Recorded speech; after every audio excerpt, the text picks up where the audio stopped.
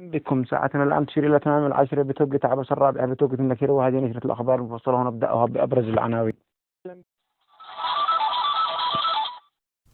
الشريفي يدعو جميع الزبائن إلى دفع الديون المتراكمة ويشير إلى إفلاس الشركة. الرزاق الله على بالقشمرية يهدد بقطع التيار الكهربائي على جميع المحلات والمنازل. أيضا تفجير أنابيب الغاز يصب في مصلحة أحمد زقدان وعلي عوض والجعدني، وأحمد زقدان يبدأ الإضراب التام في بيع الأدوية الزراعية ويحاول رفع الأسعار. وزبائن علي عوض يضعوا علامة استفهام أمام مادة القمح، وعلان يحمل طاعون الشريفي المسؤولية الكاملة. وإلى التفاصيل.